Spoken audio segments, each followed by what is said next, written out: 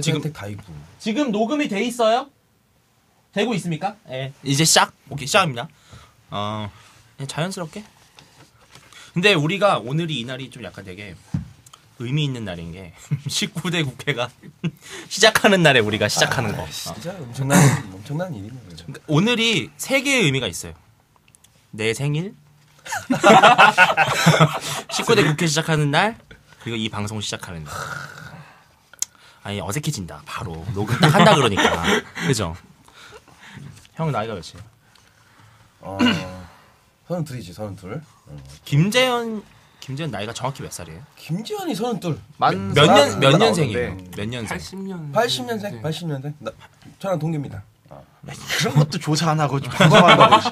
80년생이야. 80년생 10월 30일생. 그렇지. 아, 저랑 동기예요. 어색해요. 저랑 동기. 지금 우리 너무 어색해.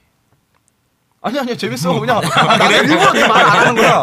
나 일부러 내가 지금 말 안 하는 건데 다시 하든지 처음부터 그냥. 오늘 아침에 조선일보 보니까 뭐지? 몇 명? 한 50명 정도의 국회의원과 비서진과 보좌관이 뭐 종북이다. 근데 그거는 좀 약간 아니 그러면 국회의원 한 명당 9명이죠. 예, 맞아요. 최대 9명. 합치면. 그러면은 자 우리가 이제 흔히 그쪽이라고 일컬어지는 김재현, 이석기, 김선동, 또 그 오병윤, 기타 등등. 김미희. 그 다음에 그 북한에 가서 김일성 끌어안은 그 임수경. 수경이구나. 또 누구 있죠? 황선은 안 됐잖아요. 황선 안 됐구나. 오늘 이제 조선일보에서 황선 정말 얘기 좀 안 재밌는 거 하나 됐어요, 했는데, 지금. 예, 오늘 되게 조선일보에서 재밌는 거 보도했는데 또 누구 있죠? 또 대략 그 정도? 다 기억해야 그럼 돼. 6명 곱하기 9, 54. 그리고 플러스 6명이니까 60명. 그렇게 주사라고? 설마 어마어마한 숫자네요. 운전기사도 아마 그쪽으로 뽑을 거야, 그 사람들은. 진짜 분명히. 이 9명에 들어가. 우리가 만약에 우리가 국회의원 하면은 운전기사한테 야, 너 김정일 개새끼 한번 해봐. 보고 시킬 텐데 걔들 반대할 거야. 야, 너 아니지 이명박 개새끼. 이명박 쥐새끼 한번 해봐. 개새끼야. 그랬는데 쥐새끼. 이명박 쥐새끼 한번 해봐. 그게 면접 질문. 최종 면접. 참. 형은 돈 얼마 벌어요? 주용이 형? 얼마 여기 와 있냐? 그거 좀 가슴 아픈 얘기니까 일단 100으로 합시다. 100. 100? 한 달에 100. 한 달에 많이 100 벌어요? 많이 버네. 88만 원짜리 안 버네. 그럼 88만 원. 진짜 88만 원, 레알 88만 원 세대야 진짜. 레알. 응, 아스팔트에서 맨날 구르고 북한 인권을 위해 활동하면서 그렇지. 북한 사람들처럼 살고 있는. 그럼 북한 사람 100만 원이면. 국회의원 세비가 1년에 9천만 원 정도 되더라고요. 네, 한 달에 정확히 지금 팩트가 보면은 600만 원인가 기본 그 세비가 나오고 300만 원인가가 그지 활동 세비인가? 네, 활동 세비. 그래서 한 달에 900만 원 정도를 받고 그거 아니네. 그럼 1억이 넘네요. 한 달에 900이라고? 한 달에 960만 원인가 그래. 그냥 1억으로. 그걸 내가 정확히 한 게 되니까, 강용석 의원이 그거 강 의원님이 어디까지 의원이야? 아니, 강 의원님 내가 좋아하는 사람이에요. 이제 오늘 아니구나. 강용석 강 변호사님이 그때 국회의원 안 한다고 하고 나서 그 돈을 전액 다 위안부 그 할머니 협회에다 기부를 했는데 그게 거기 찍혀 있어요. 900 얼마. 전액 다 찍혀 있어요. 그래서 정확히 알겠다. 밝혀지지 않은 사실이지만. 네. 아니 근데 뭐 이런 거는 이제 진보 언론에서 안 쓰니까. 근데 나는 좀 너무 적게 준다. 그래도 국회의원.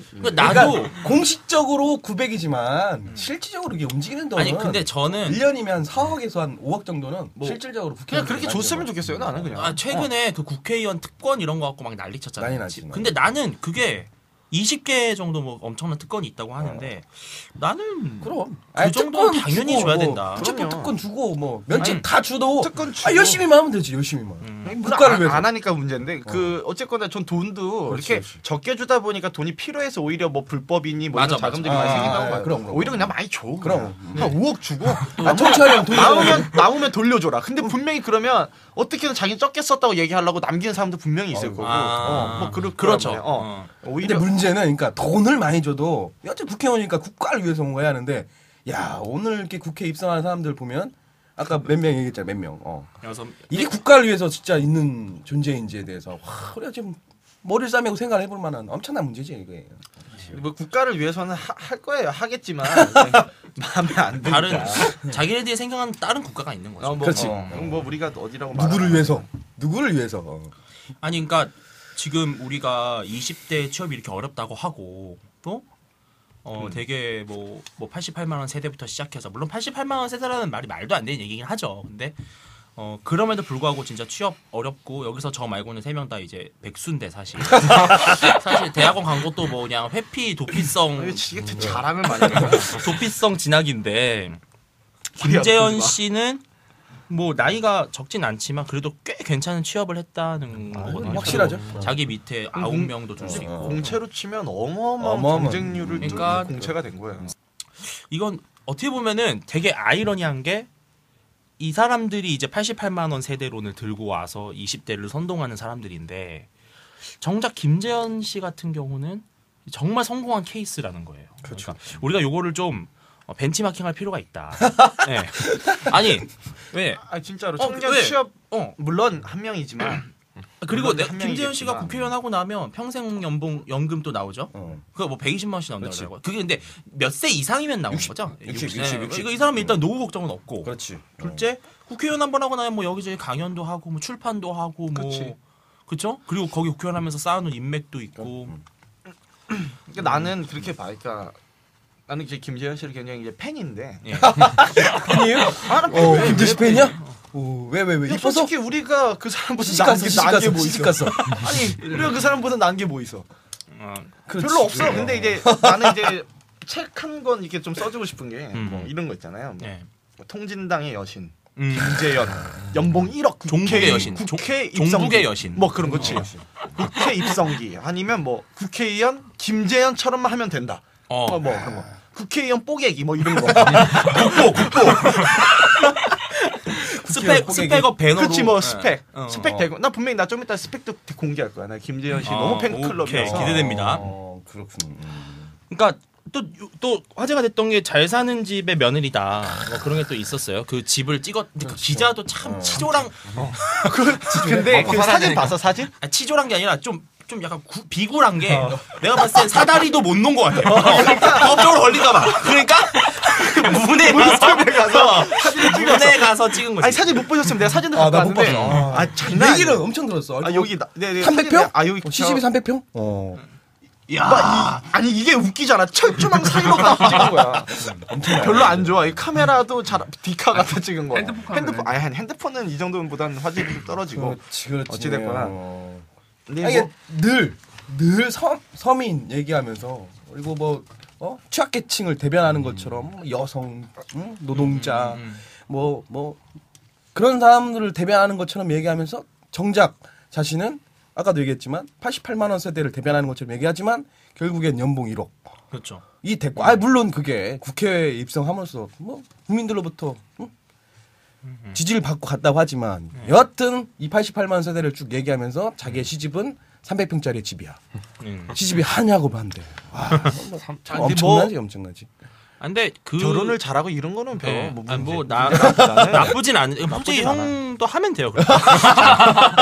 부러워서 그래. 부러워서. 그런데 못해요. 누가 부러우면 지는 형이랑. 거다. 졌어. 근데 나는 더 아이러니한 게 김재현 씨는 뭐 그렇다 치니까 며느리니까 뭐 직접적인 관계가 있는 건 아니니까. 근데 김재현 씨의 남편이 이제 자본주의 연구회 회장인데 그렇지. 자본주의 연구회라고 하면 이 이름을 딱 봤을 때는 얘네들 자본주의를 연구하는 애들이구나.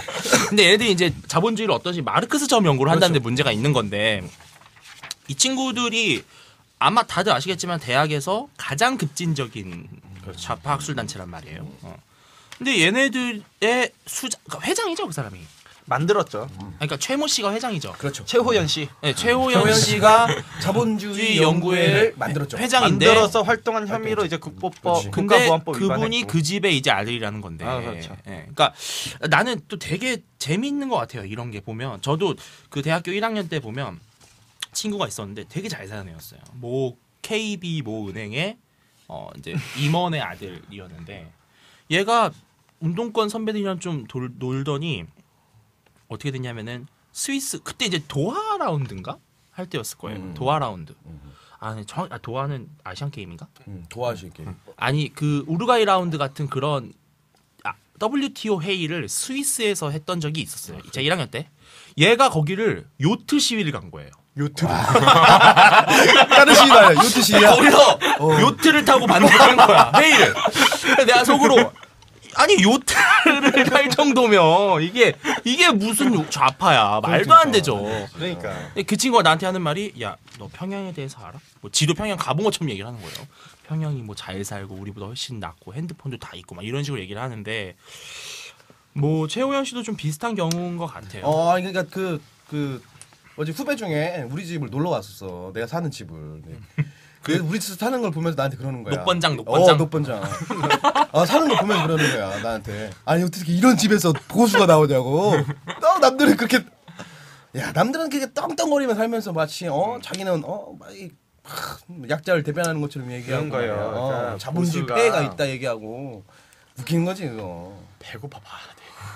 배고파 배고파 보면 보고. 세상이 좀 달라. 그러니까 뭐 많은 사람들이 이제 착각하는 게 보수는 잘 살고 뭐 진보는 못 착각이지, 살고 지금. 그건데 그러니까 난 좀 다르게 해석을 하는 게 두 가지가 뭐냐면 하나는 예전에 그 흔히 말하는 진보 좌파들이 자기 재산이 마이너스라고 되게 자랑을 했어. 맞아.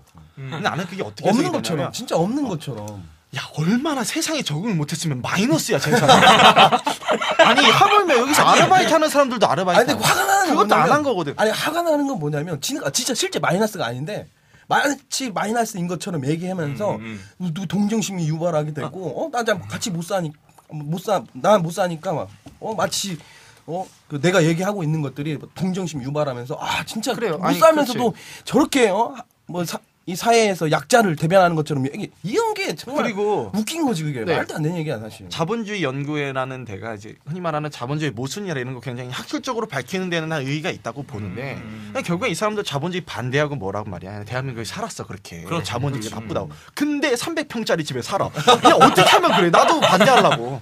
그러니까 나는 뭐 다 공공연한 사실인데 사실 이제 운동권 총학생 애들이 회식 한번 하면 어떻게 하는지 그렇죠. 그건 그런 다 거 알잖아요. 네. 예, 뭐 룸 가고 공공연한 비밀이지. 예, 공공연한 비밀이고 학생회비도 이제 사실은 이제 뭐 감사도 안 되고 있고. 그러니까 사실 뭐 그런 근데 게 있죠. 그거를 아무도 왜 못 밝히냐면은 내가 그걸 밝히는 순간 나도 그 특혜를 못 받으니까. 뭐 그럴 수도 총학생회 있고. 구성원들이 그러니까 나도 물어보면은 밀려나기 시작하고 또 이제 총학생회 하는 애들이 뭐 물론 순수한 의도로 하는 애들이 대부분이겠지만 또 이렇게 정치권의 어떤 발판으로 삼는 애들도 있으니까.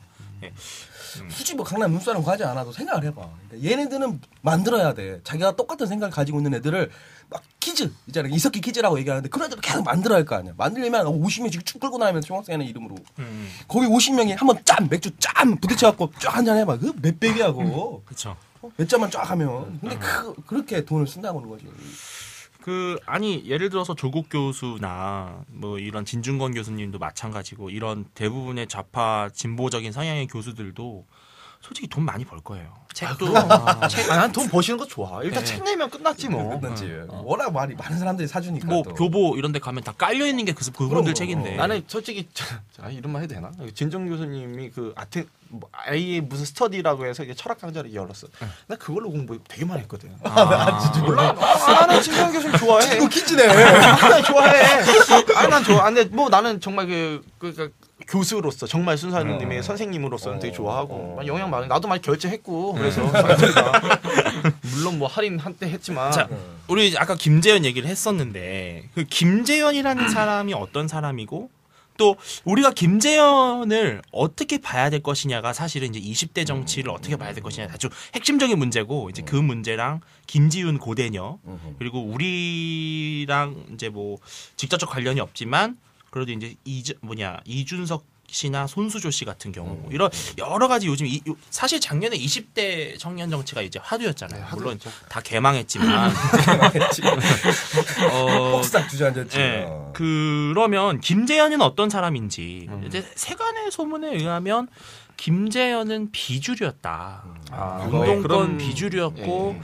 그냥 좋은 누나였다. 이런 얘기가 있던데 종국이 형 좀 알잖아요. 아니 근데 뭐 정확한 건 아니고 사실 이게 좀 하더라. 조심스러워. 물론 이제 얘기는 알지만 이게 공개적으로 밝혀도 되는지 모르겠어. 그러니까 어쨌거나 비주류였고 이게 이제 중요하다기보다는 그때 당시 포지션이 중요하다기보다는 내가 중요하다고 생각하는 거는 결국 그 사람들이 청년 활동을 분명히 이 사람들은 했고 네. 그거에 대해서는 뭐 이념을 떠나서 좋은데 이렇게 정치권까지 올라올 수 있는 어떻게 과정이 분명히 그 안에 있었다는 거고 그게 비주류라는 주류가 평가받는다는 자체가 야, 넌 비주류였는데 어떻게 올라왔냐 요거잖아. 그러니까 네. 진골이었는데 어떻게 올라왔냐. 그러니까 그런 과정이 있었다는 게 이제 포인트고 어마어마한 내부적인 권력 다툼이 분명히 있었을 거고 거기서 김재현 씨는 살아남았던 거고 그리고 분명히 김재현을 지지한 어마어마한 세력들이 분명히 뒤에 있을 거고 그래서 이제 뭐 통진당 사태가 벌어졌을 때 막 폭력이 막 난무하고 난리 법석을 떤 건데 이제 뭐 김재현 씨가 이석기 키즈다 뭐 이렇게 말하는 이유도 사실 별 주목을 못 받는 어떻게 보면 좀 이따 얘기 나오겠지만 예, 김재윤보다 오히려 포지셔닝상 대중 인지도상 떨어져. 김재현 알았어 솔직히. 김재현 씨는 몰랐죠. 그렇죠. 그러니까 김재윤은 잘 알았단 말이야. 그러니까 고대녀 해적녀로 유명한 그치, 그 사람은 그쵸. 되게 잘 알았는데 음. 이제 김재현 씨는 잘 모르고 있다가 이게 이제 부상을 한 건데 부상을 하게 된 게 어느 날 갑자기 된 거라기보다는 이제 그 동안의 과정들이 다 있었다. 뭐 그래서 예, 그런 사람이고 이제 뭐 배경 지식을 아는 사람들이야 김재현 씨가 어떻게 지금 왜 주목을 받게 되는지 알지만 결국에는 이제 이 사람이 청년 비례대표로 네. 이제 뜨기 위해서 이제 비례대표 후보가 돼야 되는데 그럼 이제 당내 그러니까 통합진보당 내 자체 룰을 거쳐야 되잖아요. 근데 이제 자체 룰에 따라 후보가 결정되는 그 과정에서 내부 고발이 일어났죠. 불법이었다. 부정선거가 있었다. 뭐 조작을 했니 많이. 물론 아니라고 하겠죠. 김재현 씨는. 그러면서 이제 통합진보당이 요즘 말로 멘붕이 왔지 정말. 네. 완전 붕괴가 왔고 그냥 뭐 일부 비례대표인데 사퇴하면서 나는 솔직히 그때 나의 여신 재현 누나 사퇴하는구나. 근데 갑자기 이제 재현 누나가 이랬다고 잘못된 거 없다. 조사가 이상하다 하면서 이제 끝까지 사퇴 안 하겠다고 이제 버티는 거죠. 언제까지 버텼냐? 오늘까지야. 그게 잘 버텼어 오늘까지. 그래. 그게 종북주의자의 실체야. 종북주의자들 같은 경우. 그러니까 뭐 통합진보당에서 단kop파라고 분류되는 예를 들면 이석기를 중심으로 단kop파로 분류되는 이석기 같은 경우 그러면 지하 조직에서 당을 만들어 가지고 쭉 활동했던 사람 아닙니까? 그런 사람들 같은 유에 잘 안 나타나지. 소위 말하는 실체를 숨긴다고. 근데 이번에는 전면에 쓴 거야. 전면에 쓰는데 그래서 김지현을 뜨기 시작한 거야. 그러니까 우리가 상식적으로 봤을 때는 김준이라고 하는 인물, 그 해적영어 발언하면서 마치 그 소위 말하면 그 종북 세력들 이럴 때는 훨씬 더 대중적이고 훨씬 더 힘이 있을 거라고 생각하지만 그걸 모르는 거지. 그러니까 여기가 이 지점이 사실은 종북이냐 아니냐를 떠나서 잠시 좀 접어두고 새누리당과 흔히 말하는 보수 정당과 진보 정당, 종북 정당의 공통 코드가 있어요. 아무리 날고 기어봤자 아무리 나처럼 뭐 끝장 토론 나가서 그 다음 날 테러 당해가지고 만신창이 되고 종국이 형 한대포 만들어서 열심히 하고 주용이 형은 북한 인권에 투신해가지고 지금 10년 넘게 저 난리 떨고 있고. 아니 근데 주용 형은 북한에서도 욕 먹지 않았어요? 북한에서 영웅이야 영웅. 깡패 대학생. 깡패 대학생 무리가 망나니 짓거리하고 진짜 망나니. 다음은 한번 빨리 망나니 짓거리 한다고. 가만 안 근데 가만. 이게 아주 그 미묘한 대한민국의 이제 코드 뭐냐면 만들어져야 된다라는 거예요. 그럼 그렇죠. 만들어져. 물론 아까 만들어져야만 만들어진 사람이 스스로 만든 사람보다 흥하는 이 말도 안 되는 20대 정치. 이거 그래서 내가 말했었잖아요. 아까 그 김재현한테 주목해야 될 거는 비주류니 주류였다가 중요한 게 아니라 비주류가 어떻게 주류가 지금 됐냐. 그 과정에서 분명히 어마어마한 정치적인 이런 좀 어려운 말로 표현. 그러니까 싸움이 있었고 치열한 과정들이 있었는데 미안한 얘기인데 정말 우리가 흔히 든 오해 중에 하나가 너네는 그때 당시에 한나라당 이중대 아니야 뭐 새누리당에서 뭐 만들어낸 인물이냐 좀 만들어줘 좀 아니 내가 만들어줘 제가 그런 얘기는 뭐 종국이 형이 이제 한대포 회장 1기였고 제가 2기 회장 했는데 아니 신기해요. 뭐냐면은 나는 전화가 올 것 같아. 새누리당에서 전화가 아니 내가 생각하는 시나리오는 새누리당이 야 돈 좀 줄 테니까 뭐 좀 해봐. 아 그건 안 됩니다. 이 건데 그게 시나리오. 우리 처음에 기다렸어요. 멋지게 거절하는 게 우리 시나리오였는데. 근데 점점점 그래서 내가 이제 와서 밝히는 거지만 12.6 선거 나경원 씨랑 박원순 시장이 이제 붙었을 때 저는 그때 좀 약간 위기감을 느꼈거든요. 아 이건 이겨야 되는 싸움이다라고 생각을 했고 이거 박원순 시장이 되면 진짜 이건 심각하다라고 봤어요. 물론 뭐 대선을 위해서는 서울시는 양보할 수 있다. 나는 그건 완전 헛소리라고 생각했는데 우리가 찾아갔다니까요. 우리가 나경원 캠프를 찾아갔어요. 찾아가서 돕겠다고. 뭐 원하지 않은데. 근데 그쪽에서 별로 원하지 않는 눈치였어요. 아니 나너 이제 와서 또 밝히는 거지만 네. 근데 사실 이제 투표 동료를 하기 위해서 내가 나 그때 다시는 나는 포럼 회장 바뀌었으니까 내가 조직을 이용한 명분은 없었고 그래서 나는 이제 뭐 기존에 있던 이제 주변의 아동어른 인형들 모아갖고 이제 캠페인을 막 벌이려 해서 자전거 막 우리가 스스로 자전거 막 빌려갖고 막 코스프레 돌아다니면서 투표 동료를 좀 하고 싶어갖고 그랬더니 뭘 했냐 알아? 하지 말래. 괜히 긁어부스러 만든다. 그걸 긁어부스러 만들지 말라고. 그래서 전 이겼냐? 그래서 아니 물론 우리가 했다 이긴다는 보장 없지만, 그러니까 한마디로 말해서 보수 학생 활동은 지금 김재현 씨랑 완전 다른 진보는 다른 맥락이 겁니다. 진보는. 과정은 없고 일단 말을 하는데 정말 이게 지금 포인트를 제대로 잡은 게 만든 놈보다는 만들어진 놈이 훨씬 나. 그러니까 원래 김재현이 별로 주목받지 못하다가 김재현이 지금 국회 입성하기 전까지 했던 게 그런 거라고. 중집정했잖아 한대령.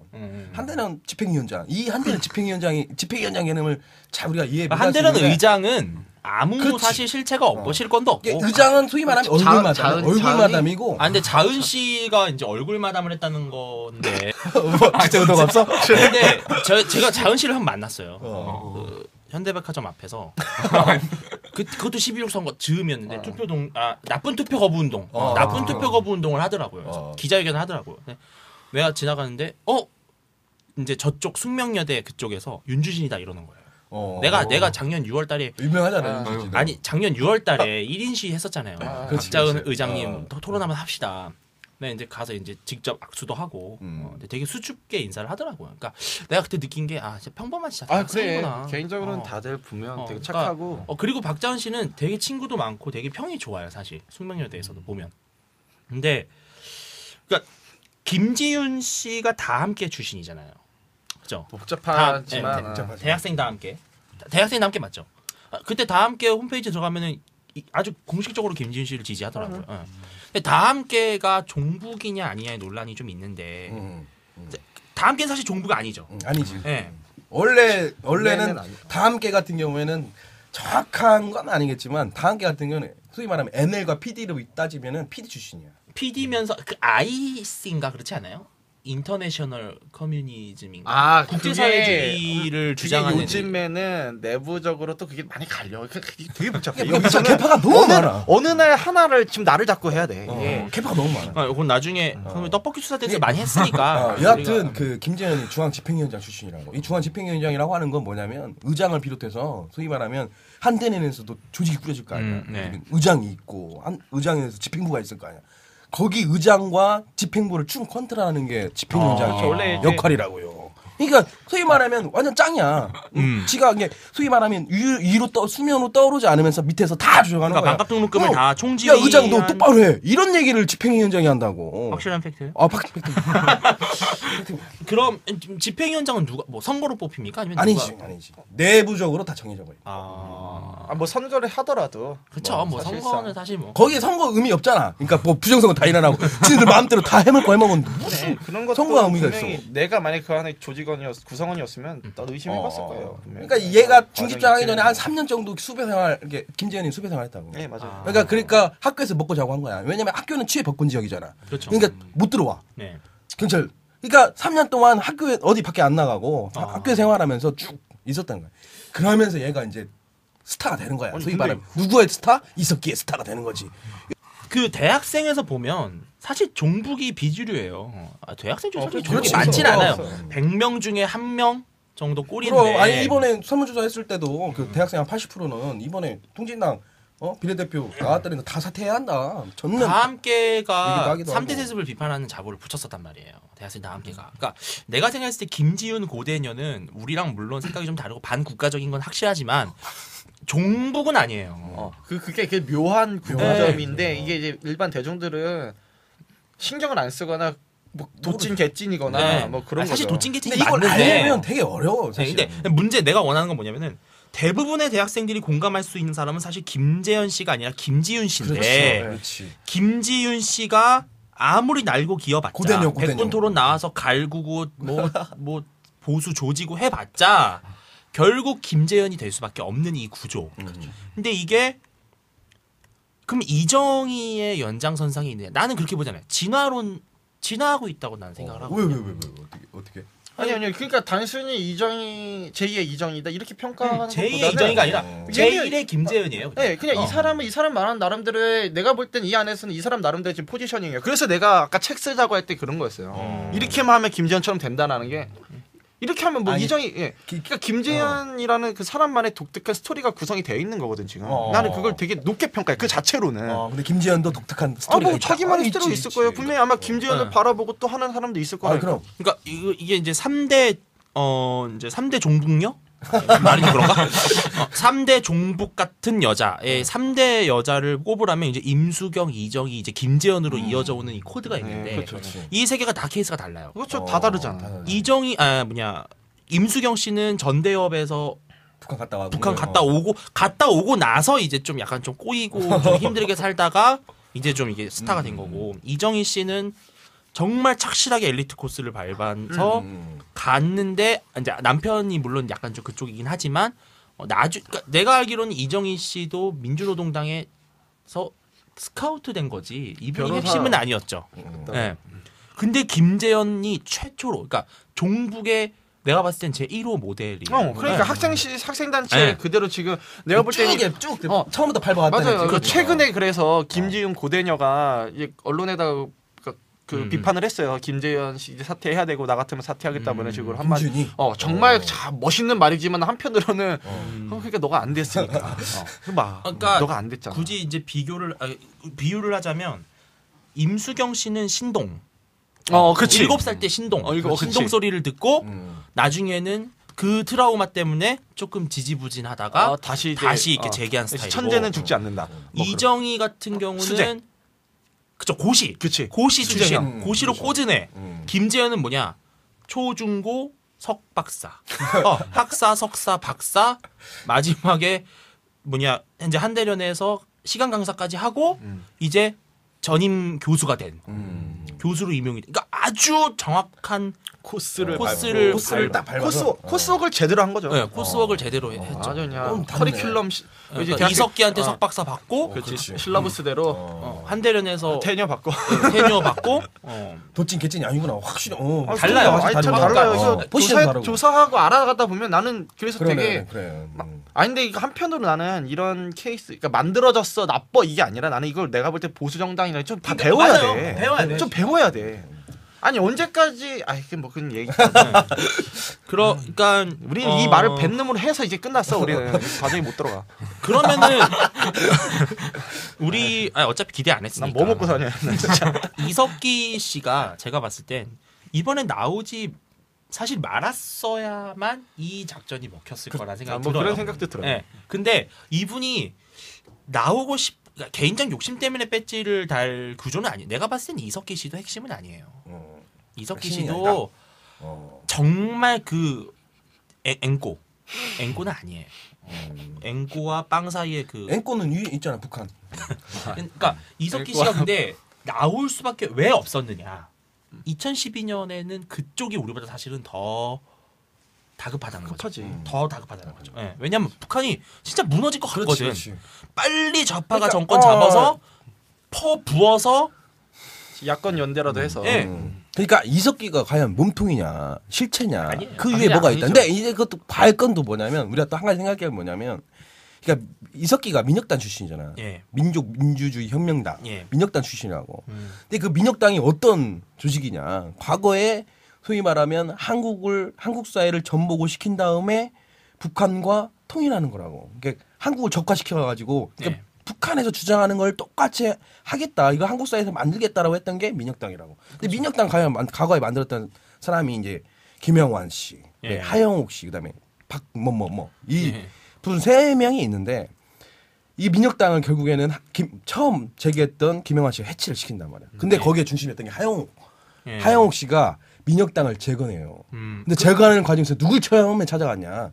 이석기를 찾아. 그때 당시에 경기 남부위원장 출신 이석기를 찾아갔기 때문에 만약에 그러면 하용기라고 하는 사람이 존재하지 않는다. 넘버원이 이석기야. 근데 아까 중요한 얘기를 했어. 왜 그러면 이석기라고 하는 그 투기 바라면 밑에 지하 조직에서 김지현이 한대 내내 중집장 하는 것처럼 지하에 숨어가지고 다 컨트롤해야 하는데 왜 이석기가 나왔냐? 힘든 거야. 그렇죠. 더 이상 지하 조직을 가지고는 운영하기가 참 이게 쉽지 않다. 근데 아까 2012년이 중요하다. 북한이 언제 망하게 생길지 모르겠는 거야. 북한 언제 무너질지 모르니까 올해 딱 그런 거지. 당권을 이석기가 내가 잡겠다. 당권에 예를 들면 당 대표가 됐든 뭐가 됐든. 그 다음에 이번에 또 대선 있잖아. 이제 야권 연대 어. 가서 그렇지. 분명히 자기네들이 대통령 못하지만 못하지만 이거죠. 연립정부를 형성하는 거지. 뭐 아니 뭐 정부에서 뭐 장관 좀 달라 뭐 통일부 장관 정도 하면 그렇지, 해도 그렇지. 아니, 그게 이제 이정희를 소위 말하면 네. 그 대권 주자로서의 뭐 예를 들면 진보당의 대권 주자로 세우려고 했던 시나리오였을 것 같아. 그래서 나중에 이제 야권 연대를 통해서 나중에 이제 현관 몇 개 정도. 뭐세 개 정도 받는다는 얘기가 이제 거의 정설인데 우리가 농림부, 뭐 문화부, 통일부는 통일부는 못 항상 뺏겠지. 갖고 통일부를. 그러니까 이게 그럼 저는 궁금한 게 민주당 입장에서는 지금 요런 분위기에서 야권 연대를 안 되면 당연히 안 되지. 폐기하는 게 야권 연대는 합리적이잖아요. 세상에서 그러니까 민주당이 제일 미운 거야. 아니 바보예요, 바보. 밉지는 않아. 바보 같아. 아니 나는 근데 거기서 한꺼풀 더 들어가서 못 한다는 거죠.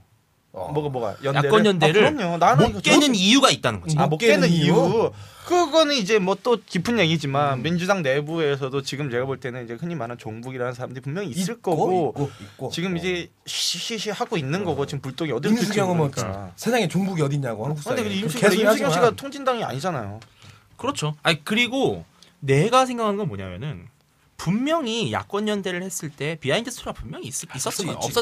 특히 한명숙과 이정희의 이 야권 연대는 뭐 사실 연대가 아니에요. 그냥 원래 제짝 찾아간 건데.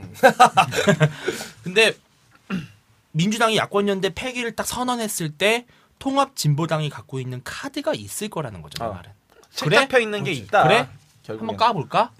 그러면 민주당이 지금 통진당 멘붕 상태가 오고 사실상 대선을 치르지 않을 정도의 분위기가 올 수 있다는 거죠. 그렇죠. 그래서 이제 우리끼리 항상 하는 말이지만 정말 이 새누리당과 이제 박근혜 위원장인가? 아니 유원 지금은 의원이죠. 박근혜 의원. 정말 명줄기인가? 대단해. 신이 내렸다. 네, 정말 신이 하늘이 내려. 돕는. 관운이- 정말 우리나라 애국가에 나오잖아. 하늘이 보호하사. 정말 대단한. 원래 끝내야 되는데요. 정말 나는 가장 이제 중요하게 보는 포인트가 단순히 그 사건보다 아까 준이가 말한 대로 좀 넓게 봐서 야권 연대가 왜 우리 상식선에는 당연히 까져야 깨야 되는 게 깨야지. 정상이야. 근데 이게 안 깨지고 있다는 거는 뭔가 있다는 거예요. 까 게르기지. 먹긴 그렇고 허리긴 좀 그렇고 또 이게 지금 이게 뭐 국민들이 난 좀 거기에 좀 많은 포인트를 두셨으면 좋겠는 게 도대체 우리 상식선에는 당연히 나쁘면 깨고 나와야 되는데 그렇지. 하지만 또 거기에 또 물타는 사람들도 또 봐야 돼. 예를 들면 뭐 종북 나쁘다면 그럼 왜 손 안 긋고 나와야지. 안 그렇죠. 나오잖아. 뭐 진 교수님, 조 교수님, 있어 많아. 알다시피 뭐 내 차마 얘기 근데 이회수? 변희재 대표님 말씀이 맞는 게 차라리 공지영 작가는 순수하다는 거예요. 내가 표를 괜히 줬다라는 말을 트위터에서 하잖아요. 예. 그건 그 정도까지는 가야 되는데 뭐 그 얘기는 좀 나중에 하고 자 아니 뭐 이제 우리가 이제 김재현에 시작해서 이제 종북까지 왔는데 보수가 그동안 종북을 진짜 많이 얘기를 했어요. 사실 어버이연합 어르신들 입만 열면 종북이 일단 종북이란 말부터 시작해요. 빨개. 아침에 눈 뜨시면 종북 딱 이렇게 시작하시는 분들인데 자제할 때도 종북. 그렇게 우리가 얘기를 해도 아무도 안 믿고 들어주지도 않았고 그리고 야 요즘에 그런 게 그래, 어딨어, 누가 말이야. 있냐. 내가 페이스북에다 맨날 쓰는 얘기 그거 그거 아니, 근데 나하고- 검찰이 지어낸 얘기야. 나하고 친한 진짜 사람이고 근데 이게 내가 그 누나도 이렇게 보수적 생각을 가지고 있어. 근데 이렇게 종북 북한을 맹목적으로 추종하는 세력들이 있다. 얘기하면 안 믿어. 안 믿어. 안 믿어서 뭐 간첩 이거 없다. 아니 이거 좀 편집해라. 이거 슬프다. 갑자기 마음이 아프시네. 종북이 이제 드러났단 말이에요. 종북이 드러났는데 일제히 종북을 이제 비판하고 나서고 있어요. 네, 진보 진영에. 나는 이게 참 이제 트위터에서도 얘기했지만 이게 무슨 꼴이냐면은 자기가 도두고 손을 잡고 금은방 문을 열어준 거예요. 그래. 그렇지 맞아요. 야 들어가까지만 얘기했는데 터니까. 터니까 경찰이 신고하는 격이에요. 그래. 이게 비겁한 얼마나 거야. 어이없는 거냐. 비겁한 거야, 물론 비겁한 거야. 진중권 교수님이 예전에 그 뭐지 고함인가? 아 맞아. 그거 네. 비판글을 올렸었어. 거기서 뭐 민노당 얘기도 좀 하고 물론 조국 그분이지. 교수 국가보안법 관련된 연구 논문을 내가 다 읽어봤어요. 좀 토시 하나 틀린 거 있나 좀 찾아보려고. 근데 쫙 읽어보니까 이 사람이 종북은 진짜 아니에요. 그리고 오연호 씨랑 했던 그 진보지권 플랜 책도 내가 쫙 읽어봤는데 그거 읽어봐도 이 사람은 종북과 3대 세습에 대해서는 상당히 비판적인 사람이 맞아요. 그러니까 조국이 빨갱이다, 뭐 조국이 종북이다. 이건 이제 우리 보수들이 좀 하지 말아야 될 레토릭인데 그건 분명히 문제는 왜 그걸 알면서도 손을 안 놓냐. 통합 진보당을 공개적으로 지지하고 야권 연대를 어떻게 주장할 수 있느냐는 거예요. 그거죠. 근데 그렇게 말하면 그거는 이제 핵심적인 그런 정말 이제 반동분자 빨갱이 흔히 말하는 빨갱이들에 대한 지지는 아니지만 그 밑에 이제 순수한 의미의 진보 활동하는 사람들이 그렇지. 있잖아요. 진보를 그러니까 지지하는 거죠. 오히려 그 안에 있는 진보적인 사람들이 종북 세력을 비판하고 나와야 돼. 그럼. 나는 진짜 박수 쳐줄 것 같아. 내가 나는. 매일같이 트위터에서 매일같이 떠드는 얘기가 그거예요. 그러니까 진짜 진보가 정말 살려면 종북과 거리를 둬야 한다. 종북을 확실히 떼놓지 않으면 진보는 죽을 수밖에 없다. 그러니까 이게 우리는 꼴통 보수잖아. 복골이잖아. 그러니까 복골의 입장에서 놓고 보면 우리가 그러니까 진보 무조건 나쁘다는 게 아니야. 나쁘다는 게 아니라 진보는 진보의 나름대로의 건전한 목소리를 내라. 근데 그 건전한 목소리를 내는 데 있어서 종북을 버리지 않으면 안 된다는 거지. 근데 그거를 그냥 아까 정말 잘 표현했는데 비겁한 거야 내가 볼 때는. 내가 볼 때는 안다고 봐. 정말 비겁한 알죠. 사람. 진보신당 그래 내부에 내가 그 얘기하고 봐도. 싶은데 심상정이나 노회찬 그거 몰랐을 것 같아? 이미 철저하게 당하고 나왔는데도 결국에는 자리 한번 내가 볼 땐 그런 나는 진짜 그 사람들 너무 비순수하다고 봐. 정말 아니, 자리 뭐 한번 차지하려고 좀 들어간 거 아니야? 정치인들한테 우리가 이게. 순수를 기대하는 거는 웃긴 그건 좀 건데. 그렇지만 어쨌거나 이제 그 정치적인 과정에 있어서 그럼 그 엄청 사람들이 당했던 사람들은. 그런 거를 네. 못 버린다는 거는 아까 말했지만 구린내가 있다는 거고 또 하나는 그렇죠. 나는 솔직히 이번 대선 때 민주당이 야권 연대가 종북 딱 버리고 깔끔하게 선언하고 약간 삼인주의식으로 가면 무조건 아, 백전백승이라고 봐 그럼, 나는. 그럼. 근데 그 포지셔닝 이미 박근혜 위원장이 하고 있지. 좀 대단한 사람이지 정말. 대단하신 분이에요. 하느님 부어서 근데 내가 또 한 가지 좀 짚고 싶은 건 뭐냐면은 이 종북이 갖고 있는 종북 세력이 갖고 있는 이 탁월한 능력이 있어요 사실. 그렇지. 예. 선전선동, 조직 그리고 동원. 아주 단기간에 엄청난 파급적 효과를 낼 수 있는 이 정치적 힘. 그러니까 심상정 씨, 노회찬 씨, 유시민 씨, 뭐 진중권 씨, 조국 다 이걸 못 놓는 거예요. 왜냐면 이 사람들한테는 자기네도 일종의 기반이거든. 종북보다 더 싫은 게 사실 MB고 차라리 종북이 낫다는 건가? 차라리 종북이 낫다는 거예요. 그러니까 그렇지. 그러니까 MB를 비롯해서 보수한테 뭔가의 터닝 패턴이 넘어가면 안 되는 거야. 그러니까 터닝 포인트가 넘어가면 안 된다라고 하는 거에 대한 강박관념이 내가 볼 때는 진보도 너무 큰 거야. 그러니까 소위 말하면 보수 꼴통들 같은 경우에도 무조건 예를 들면 무조건 빨갱이라고 근데 우리도 맥점이 있는 거잖아. 우리도 그러잖아요. 뭐 예를 들면 박근혜 씨니 뭐 김문수 씨니 우리 말하는 보수 인사 되게 욕하면서 투표장 가면 찍잖아. 그렇죠. 그런 거지. 걔네들도 우리가 보면 이해가 갈 거야. 너네도 왜 그 이상한 사람들이랑 왜 계속 손잡고 있냐. 나와라. 근데 그것 때문인데. 그러니까 이게 명분과 실리란 측면에서 그치, 보면 그렇죠. 사실 이제 명분에서는 종북을 끊는 게 당연히 맞는 거고 그것도 알고 있고 이제 이분들은 실리의 측면에서 자꾸 이제 종북과 연대를 하는 건데 그렇죠. 내가 봤을 땐 그것도 바보 같은 선택이라는 거예요. 결국에는 실리의 측면에서도 종북을 끄는 사람들이 끊어야지. 지금 인정받고 있잖아요. 홍세화 대표인가요? 어. 진보신당에 그분이 지금 쓰고 있는 글들이 일파만파 퍼지고 있고 많은 영향력 행사하고 있고 만약에 진중권 교수가 만약에 통합진보당 야권연대 전에 새누리당 그 총선 압승하기 그 전에부터 야권연대 하지 말아야 된다. 종북 제거해야 된다라는 만약에 주장을 했었어 봐요. 그렇지. 지금 떴을 거야. 지금 이분 아마 장난 아니었을 거예요. 이제 와서 뭐 심야 토론 나와가지고. 아니 근데 그 전에도 그때- 비슷한 글을 쓰긴 써요 김준건 교수가. 근데 이제 액션으로는 선거 때만 그거는- 되면 안, 언제 안- 그랬냐는 듯이 그래, 된다는 맞아. 거죠. 그런 네. 거지. 또 하나는 그때 이제 어쨌거나 진보신당이 있었잖아요. 그러니까 많은 분들이 잘 모르시지만 진보신당이 없어진 게 아니라 진보신당 일부 세력은 남아 있었잖아. 그 사람들은 야권연대 자체가 말이 안 된다. 근데 물론 개정에서도 종북이 말이 안 된다 해서 남아있던 사람은 없었어. 없었을 거야. 뭐 있었나 뭐 잘 모르겠지만. 그러니까 그런 식으로 가는 사람이 있었으면 나는 되게 복수를 쳐주고 싶다는 거고. 그렇지. 지금 민주당은 이 뭔가 싶을 거야 이게 지금 어떻게 해야 되나. 원래 진중권 교수도 원래 그 과거에 구민노당 계열이었잖아. 네, 그렇죠. 계열이었는데 이게 진중권 교수가 이제 그 심야토론 나와서 하는 얘기야. 그 과거에 구민주노동당 출신 계열들 2명 진 교수하고 지금 현재 진보신당 대변인 뭐 하고 있는 김종철 부대변인. 그렇지, 예.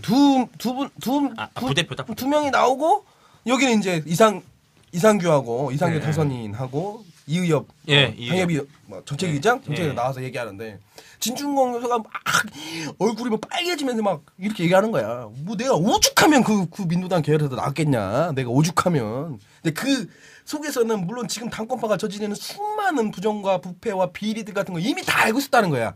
이미 쭉 그렇게 해왔고. 근데 이걸 깨자 나왔고 또 북한을 맹목적으로 추종하는 것들을 바꿔야 한다. 우리 노선 지금 그렇게 가면 안 된다라고 실컷 엄청나게 싸웠는데 그래서 오죽하면 내가 나왔겠냐 이렇게 하는데 그거 비겁한 거야.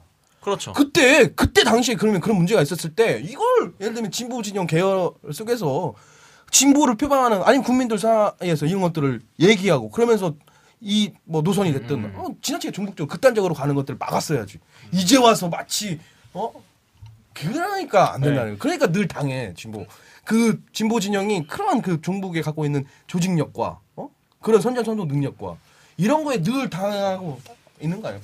진보 자체 내에서도 나는 이제 김지윤 씨가 약간 그런 케이스라고 솔직히 저는 봐요. 그러니까 저는 김지윤 씨가 되게 측은지심도 들어. 김지윤 씨도 측은지심 드는데 김지윤이 솔직히 나는 김지윤이라는 사람 김지윤은 날 모르겠지만 나는 김지윤을 어깨 너머를 많이 봤어. 하도 많이 나는 좌파 시를 하도 많이 찾아다니니까 관음증이 있는 거 아니에요?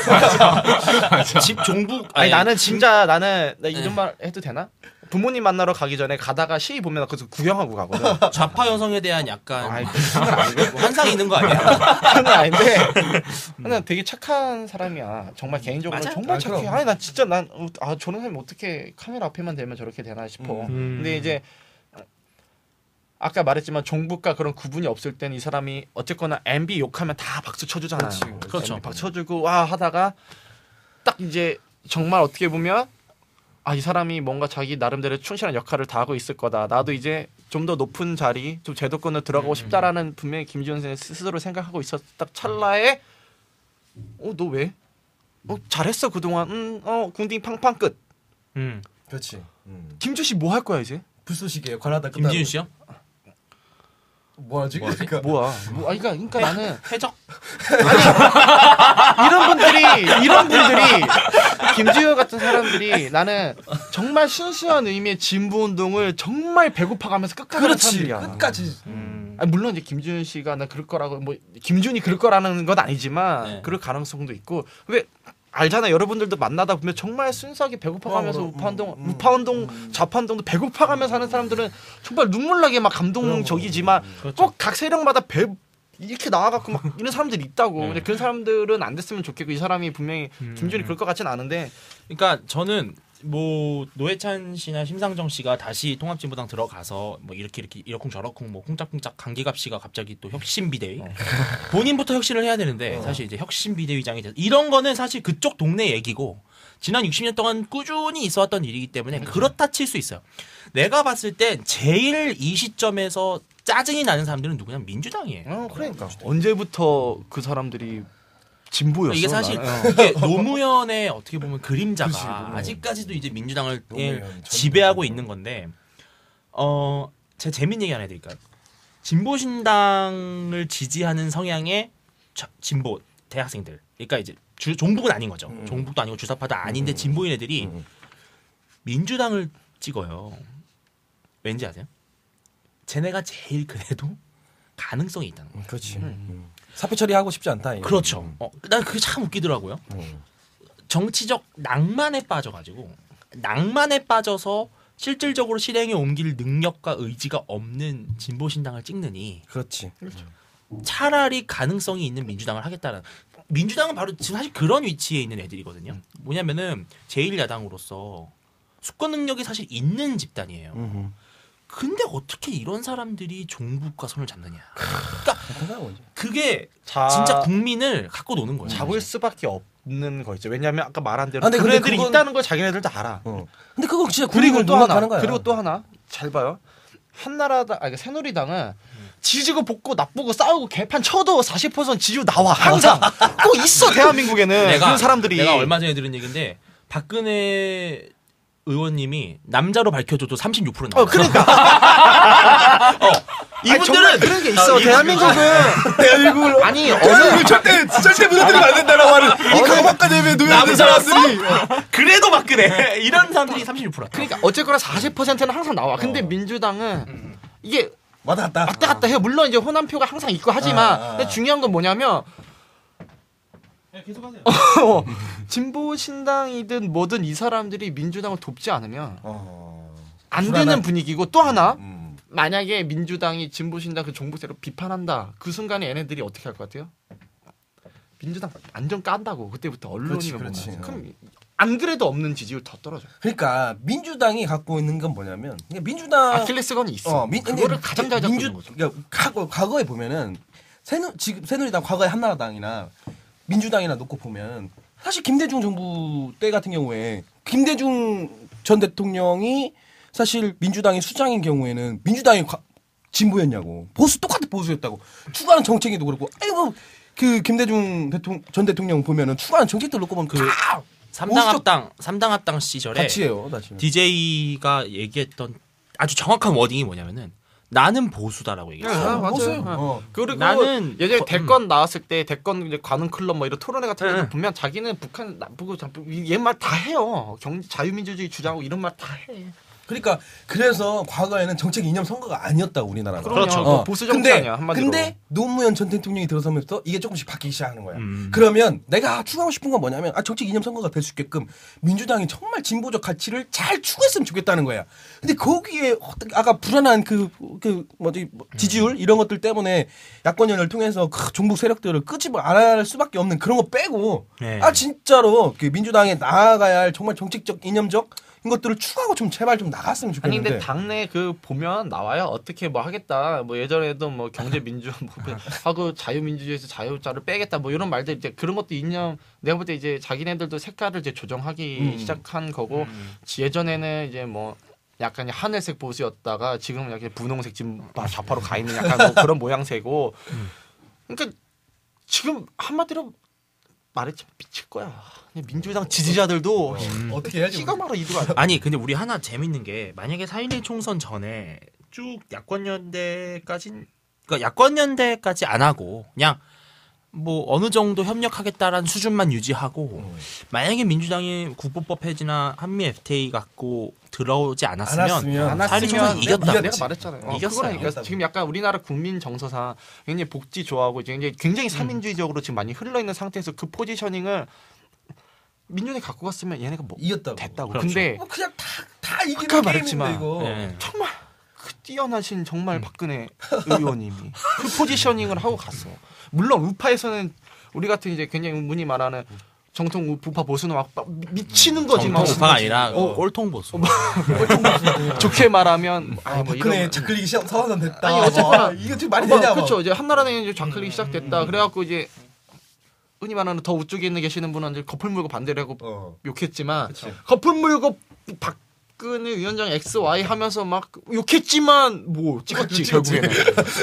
이게 똑같은 일이 저쪽에서 발생하고 우리 쪽에서 발생하고 있는 거고.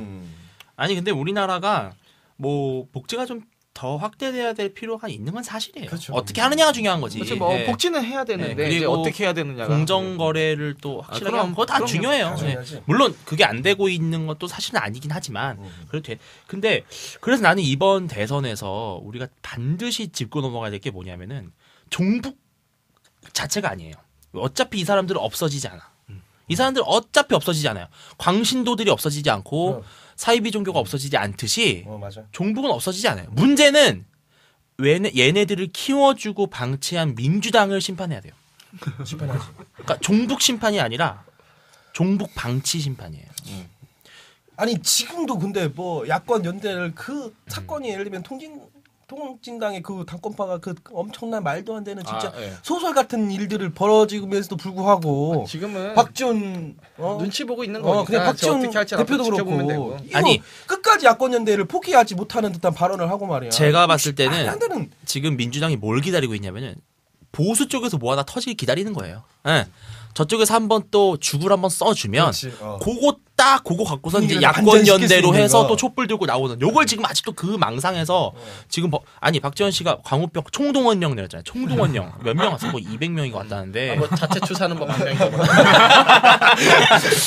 아니 전 세계적으로 경찰 추산이랑 자체 주최 측 추산이 그렇게 틀린 나라가 우리나라밖에 없을 거야. 기본 2배요. 기본 2배. 아니 뭐 2배면 10배 차이 나는데 애교. 말도 안 돼. 그래서 저는 이번 대선이 통합진보당 사태를 보면서 우리가 반드시 깨달아야 될 건 뭐냐. 종북이 있다, 종북이 위험하다. 이건 뭐 당연한 베이스고 여기서 이 사람들을 누가 과연 여기까지 오게 만들었느냐라는 거죠. 방치는 이제 더 이상 이제 지켜볼 수가 네. 없는 거고. 아니 권력을 위해서 종북이랑도 손을 잡을 정도의 사람들이면 내가 봤을 때는 이 사람들은 뭔 짓을 못 할까? 도박도 할 사람들이에요. 도박 산업도 할 사람들이에요. 이 사람들. 근데 이게 그러니까 이게 바다 이야기?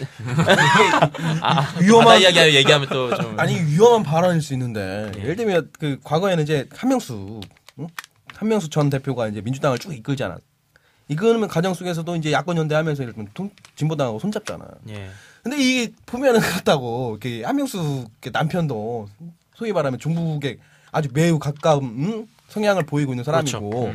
또 하나는 이번 박지원 대표 같은 경우에도 자기 입으로 그랬다고. 그러니까 북한 인권법 뭐 이렇게 뭐 통과시켜야 하지 않냐 그러니까 북한 인권법을 나는 절대 막겠다라고 하고 자기가 당 대표 시절에 북한 인권법을 막은 것들이 가장 자기 스스로는 뭐 떳떳하고 아주 뭐 가치 있는 일이라고 생각한다고. 그러니까 거기서 그랬잖아. 나 빨갱이 맞다고. 예, 그러니까 내가 볼 때는 지금 한명수 전 대표도 그렇고 지금 이 박지원 대표도 약간 좀 성향이 그래.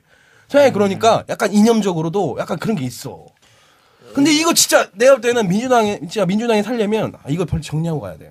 이거 맞아요. 정리하지 않으면 안 돼. 이걸 정리하지 않으면 누가 정리해 주냐? 국민들이 해줘야 돼. 국민들이. 향후 진짜 제가 봤을 땐 10년 동안 민주당은 대권의 맛을 보기 힘들 거예요. 예, 이걸 정리하지 않으면. 그리고 나는 제1야당이 대통령 후보를 못 낸다고 하고 있는 게 참 너무 웃겨. 그렇죠. 정말 부끄러워. 아니 저는 이 문제를 이게 자꾸 이제 얘기가 좀 너무 넓어져서 저 그런 이 노무현 대통령의 자살과 저는 엮고 싶어요. 왜냐하면은 노무현 대통령이 만약에 처벌을 받거나 처벌까지는 아니더라도 정치적으로 엄청난 비난에 휩싸였으면 MB 정권 초기에 참여정부에 대한 비판론은 한 2009년도에 끝났어야 됐어요. 원래 그렇잖아요. 원래 전 정권에 대한 반대 작용으로 그 다음 정부가 나오는 거고 그 다음 정부 초기에는 그 정부가 상당히 탄력을 받으면서 전 정부가 비판을 받아야 되는데 이분이 돌아가시는 바람에 참여정부에 대한 비판이 싹 묻힌 거예요. 그러면 사실 국민들은 누군가는 사실 분노를 해야 될 대상이 있단 말이에요. 자기네 삶이 너무 팍팍하기 때문에. 그렇지. 그럼 그 화살이 MB한테 다 간 거예요. 그게 이제 뭐 2010년도, 2011년도 두 해 동안 아주 그냥 거의 뭐 반병신 같은 정부로 유지가 됐단 말이에요. 근데 사람들이 또 뭐냐면은 이제 길거리 가다가 MB 정부는 너무 썩었어. MB 정부 너무 부패했어. 맞아. 끝이에요. 그래? 이게 이제 끝났다는 거예요. 끝났다는 거지. MB는 당연히 그렇지. 뭘 더 기대해. 그래도 뭐 경제 좀 살리고 그래도 뭐 전 세계적인 불황에서 끝으로 가면 약간 동정심리도 생기는 거야 또 사람 진위 좋아하거든. 개수도 좀 떨어진 것 같고 뭐 이렇게 되니까 그리고 사실 MB 정부 동안 양극화가 좀 많이 해소됐다. 이렇게 다 통계적으로 나오니까 그러면 이게 다시 분노의 화살이 어디로 가느냐면 다시 이 친노로 가고 있거든요. 그러니까 우리가 무슨 얘기하다 일로 왔죠 아까? 민주당이 바꿔야 책임을 좀 된다고. 져야 한다. 그러니까 민주당이 바보 같은 게 비판받은 거 다 비판받고 이제 새 판을 짜야 돼요. 그러면 이제 문재인이냐 김두관이냐 아니면 뭐 친노냐 비노냐 이걸 지금 막 국민적으로 이게 관심이어야 되는데 국민들은 관심이 없어져 버린 거예요. 왜? 참여정부에 대한 비판이 없었으니까. 그 과정이 없었으니까. 네. 그러니까 민주당이 노무현 대통령의 자살이라고 하는 것을 사실 많이 정치적 자산으로 이용했죠. 이용했는데. 이용했죠. 네. 근데 지금 이게 부채가 되고 있어요. 그렇지. 이게 부채가 되고 있다. 이게 부채가 되고 있어요. 그러니까 그렇지. 그러니까 왜냐하면 정치적 자산 것처럼 이용해가지고 마치 이게 노무현에 대한 향수 네. 이런 걸 이용해서 뭔가 이게 민주당이 쭉 잘 이용해 먹었단 말이야. 근데 지금 와서는 그 향수라고 하는 것들이 어느 정도는 이제 시작화된 사실이고. 그러니까 이제는 노무현이라고 하는 코드가 안 먹힌다는 별로 거지. 감동이 없어져 별로 버린 감동이 거예요. 없어진 거야. 이번에도 3주기 추모 때도 보면 완전 뭐 별로였어? 아니 뭐 아니 많이 원래 날렸다는데? 이 노무 별로였어 이런 말 나오잖아. 친노 세력의 시나리오는 뭐냐면은 올해 3주기가 최대 클라이막스. 그렇게 해서 대사까지 좀 이어졌어요. 그리고 요거 끝나고 바로 문재인 씨랑 김두관 씨가 내가 노무현을 잇겠다라고 하는 대권 선언. 멋있게. 그리고 야권 연대가 더 탄탄해지고. 요건데 원래. 근데 이제 바꿔서 노무현하고 나 이제 아무도 노무현 얘기 안 해요. 말이야. 이제 내가 좀 이제 비유를 하면 이 종합해서 비유를 해보면 그러한 노무현 대통령의 그런 대국적인 일들에 대한 어떻게 보면 이 폭발적인 반응이 물론 그 당시에는 있었잖아요. 근데 이게 쭉 이어질 거라고 사람들이 생각했던 이유는 왜냐하면 민주당이 아직도 우물안 개구리라는 게 나는 그렇게 생각해요. 우물 안에 있어요. 근데 자기네들끼리 막 짜집고 외칠 때는 우물이니까 울리고 울려서 어마어마하게 크게 들리는 거야. 근데 알고 보니까 자기네들이 너무 깊이 있었던 거야. 너무 그렇지. 깊은 우물에 있어갖고 나가지 못해 이제는. 밖은 어마어마한 청렴한 날개 막 사람들이 뭐 신경 안 쓰는데 그 우물 네. 안에서는. 막 이게 있죠. 노무현 대통령 가슴속에 기르고 있는 사람들이 많지만 이제 그만해. 이제 뭐 뭐 그만해야지. 이런 말 좀 이제 극단적으로 좀 표현을 하면 무슨 극단적 표현. 편집하면 되니까. 자기 부모님 돌아가신 것도 1년 2년이 슬프지만 10년 20년 가면 많이 무뎌진다고. 그렇지. 그건 그렇지. 그래요. 맞는 그러니까 표현이지. 그렇지 하지 물론 쟤는 항상 지내고 당연히 부모님에 대한 효도와 공경은 해야 되지만 이런 원리인데 이거를 계속 어떻게 정치적으로 자극하려다 보면 짜증이 나. 맞아요. 우리도 이명박 대통령에 대해서 긍정적인 평가, 과정적인 평가하지만 누가 계속 MB 쉽게 말하면 똥꼬 빤다는 식으로 계속 칭찬하면 우리도 듣기 되게 거북해. 그렇죠. 솔직히. 이게 정도가 있어야 되고 좋은 얘기 이게 한두 번이지. 탕수육 매일 먹으면 짜증나는 건 똑같은 거야. 그러니까 이게 지금 보세요. 야권 주자들이 다 노무현은 얘기 안 해요 이제. 이제 안 하죠. 예, 이제 안 해요. 그리고 노무현 대통령이 돌아가셨다. 그리고 그것도 아주 이제 비극적인 사건으로 돌아가셨기 때문에 그거에 대한 충격은 되게 커요. 근데 국민들한테 그래서 참여정부 때가 좋았어? 그렇지. 라고 물어보면 대답 못 한다고. 그렇게 많은 사람들이 참여정부를 원하지 않을 거예요. 그 마지막 국정 지지도 5%대까지 떨어지고 7.4%, 7.7%? 7.7%까지 그러니까. 떨어지고 뭐 못해 먹겠네 뭐 하야하는 대통령이 안 됐으면 좋겠네 그런 말을 하는 이게 다 노무현 때문입니다. 라는 말이 근데 이런 사람이 되게 많아요. 정말 많아. 그 내가 항상 이 말할 때 MB 나쁘대. MB 때문에 먹고 살기 힘들어졌대. 그래서 내가 항상 물어봐. 그러면 참여정부 때 너 잘 살았냐고. 맞아.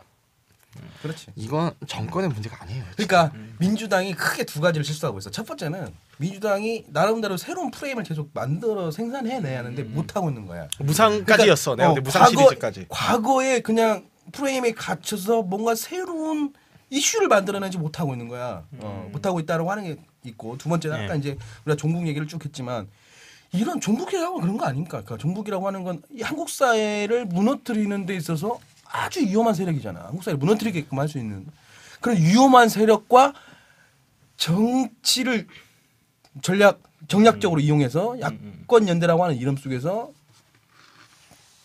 손을 잡으려고 하는 이 두 가지라고 하는 것들을 민주당은 크게 고민을 해야 하고 만약에 그런 걸 해결하지 못한다면 국민들이 반드시 심판해야 돼요. 어떤 식으로든 간에 반드시 국민들이 심판해야 한다. 저는 그렇게 봅니다. 예. 국민들 심판을 이제 좀 더 연장시켜 보면 네. 나는 이제 정치인들이 자기가 주장하는 이념이 뭔지 좀 밝힐 필요가 있다고 봐요. 이제부터. 근데 그게 사상 검증이 아니라니까요. 그게 사상 검증이야. 그냥 당연한 거지. 아니 이념. 그럼 국회의원 하지 마. 안 하면 누가 안 물어본다니까. 아니 뭐 이제 그거 갖다가 또 이제 뭐 많이 많겠죠. 뭐 사상 검증은 뭐 하지 뭐 그 최근에 싸웠잖아. 그렇지. 뭐 사상의 자유네 토론인가? 어쩌네. 예, 그러면서 근데 왜냐면 나는 이념과 가치가 몰입되어야 된다고 주장하는 건 아니고 그게 있어야 그 사람이 어느 정도 예측이 돼요. 그렇지. 뭐 하는 사람이 아니지. 뭐 어느 정도 이렇게 되면 이 사람은 어느 정도 어느 방향으로 국가를 이끌고 가겠다. 그렇지. 하물며 축구 감독, 야구 감독도 나는 공격 축구 하겠다. 뭐 수비 축구 하겠다. 뭐 나는 뭐 신바람 야구 한다. 뭐 이런 말 다 하는데. 아니 문대성 그거는 나한테 종북 이거 묻지 말라고 하는 거는 예를 들어서 문대성 씨가 그런 말 하지 않았지만 문대성 씨가 내 논문 표절인지 아닌지 알아볼 엄두도 내지 말라는 거랑 똑같은 거야. 그렇지. 뭐 약간 그런 더 거죠. 심각한 문제야 사실은. 아까 예측이라고 하는 말, 난 그게 정말 중요하다고 봐. 그러니까 우리 그렇잖아. 그러니까 뭐 100번 주자가 됐던 뭐 예를 들면 총선에 나오는 사람, 뭐 정치인 하겠다고 하는 사람은 물어봐. 그러니까 너는 어떤 생각을 가지고 있는 사람이냐. 이게 그 검증이라고 하는 것들 다양한것들을 물어보는 이유가 뭐냐면 예측 가능해야 돼. 아니 회사 CEO가 예측 가능해야 한다는 거야. 애들 뽑을 때도 물어보는데 그럼. 국민들이 국회의원 뽑을 때 그거 못 물어본다 그러면 그게 말이 되는 그렇죠. 말이 안 그거잖아. 되잖아. 엄마가 애 나가는데 너 어디 가니 하는데 나는 사상의 자유를 뭐 엄마 그건 내 행동의 행선지의 자유예요. 막 사상 검증이야. 왜 그래 엄마? 막 이러면서. 우리 좀 쉬었다 할까요? 응. 좀 힘들죠. 5분 정도 한 10분 정도 쉬었다가 야, 너 왜 한마디도 안 해?